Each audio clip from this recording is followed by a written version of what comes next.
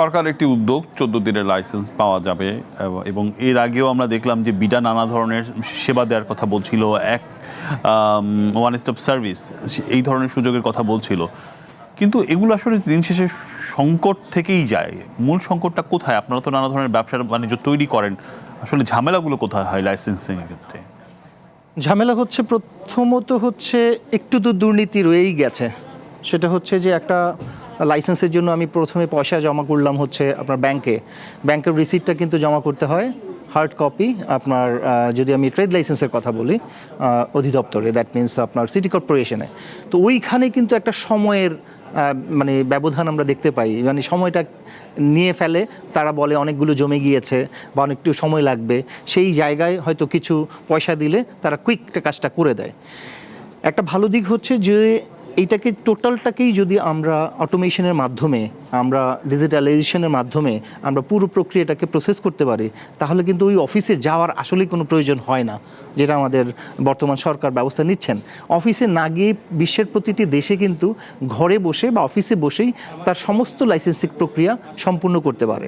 হ্যাঁ, এখানে একটা চ্যালেঞ্জ থাকে, সেটা হচ্ছে আমরা যদি কোনো ভুল পেপার অথবা ডুপ্লিকেসি করে আমরা কোনো পেপার সাবমিট করি, সেটা তাদের সাথে তারা চেক ব্যাক করে সেটা অথেন্টিক কিনা তারপরে তারা জানাবে।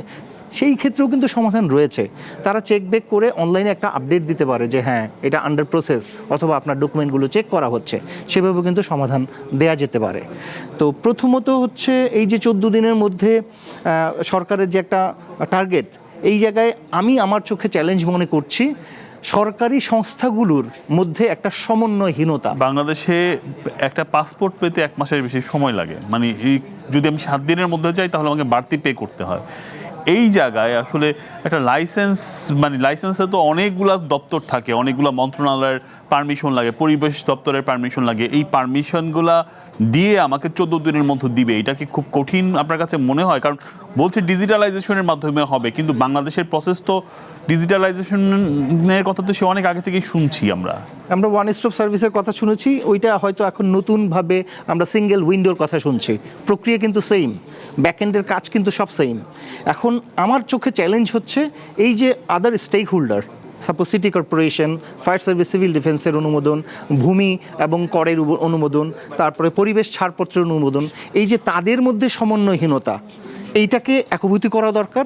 পাশাপাশি এক একজনের কাগজের রিকোয়ারমেন্ট কিন্তু এক এক রকম, এক একজনের ফর্ম এক এক রকম, এইটাকেই একটা স্ট্যান্ডার্ড ফর্মে রূপান্তর করতে হবে, যে আমি ম্যাক্সিমাম একটা ফর্ম পূরণ করব, সেটা থেকে সবাই ডেটাগুলো তাদের মতো করে নিয়ে নেবে, তাহলে মানুষের হেসেল কমবে এবং সেটা প্রক্রিয়াটা অনেক ত্বরান্বিত হবে। এই সরকার শুরু থেকেই এসে এই অ্যানাউন্সমেন্টটা করার চেষ্টা করছে যে ব্যবসা শুরু করার জটিলতা কমাবে, এবং গত কয়েকদিন আগে আমরা দেখলাম বাণিজ্যমন্ত্রী সংসদে ওই কথা বলেছে যে 14 দিনের লাইসেন্স পাওয়া যাবে।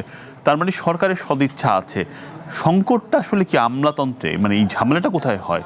মানে 14 দিনে পাওয়ার ক্ষেত্রে, কারণ আমরা জানি যে এক টেবিল থেকে আরেক টেবিলে একটা ফাইল যেতেও অনেক সময় নেয়, অনেক ধরনের যেটাকে আমরা লাল ফিটার দূরত্ব বলি, সেগুলো কি কেটে যাবে এই খালি এই ঘোষণার পরেই?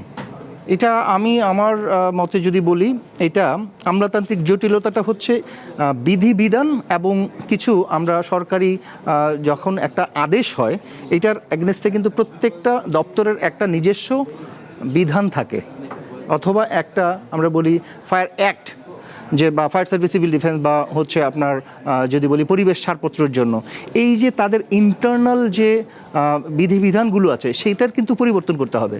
আমি অধ্যাদেশ জারি করে দিলাম, আমি গভর্নমেন্ট ইনিশিয়েটিভ নিয়ে নিলাম, যখন এটা দফতর থেকে আরেকটা দফতরে যায়, তাদের ইন্টারনাল যে পলিসিটা, এইটাও কিন্তু রূপান্তর করতে হয়। এইটা যদি সাথে সাথে না করা হয়, তাহলে কিন্তু এই যে ঘোষণা দিল, এইটার কিন্তু সুফল আমরা আরও অনেক দিন সময় লেগে যাবে। তো এই জায়গায় এটা আমার অভিমত না, এটা শুধু আপনাদের যারা দেশে ব্যবসা করছেন তাদের জন্য না, এটা যারা বিদেশে ব্যবসায়ী, যাদের বিনিয়োগ আনতে চাচ্ছে, তারাও বলছে বাংলাদেশের ব্যবসা শুরু করতে হইলে অনেক সময় লাগছে। মানে এটা ফরেন বিনিয়োগকারীরাও একই কথা বলছে, এবং তাদের জন্যই এই সহজীকরণের ব্যাপারটা সবচেয়ে বেশি আলোচিত। মানে এটা কি শেষ পর্যন্ত বাস্তবায়ন হবে কিনা, আপনার মন্তব্য শুনে আমরা এই পার্টটা শেষ করতে চাই। অবশ্যই হবে, এটা আমি বিশ্বাস করি, এবং অবশ্যই সম্ভব। এইটা এক কথায় হচ্ছে এটা কোনো রকেট সায়েন্স না, এটা খুবই সম্ভব। আমরা একটা আমব্রেলার নিচে এসে একটা ভালো সফটওয়্যার করতে হবে এবং অবশ্যই মনে রাখতে হবে সেটা থেকে যাতে ব্রাক সৃষ্টি না হয় এবং এটাকে যাতে কেউ হ্যাক না করতে পারে, এই জায়গায় কঠোর নজরদারি রাখতে হবে।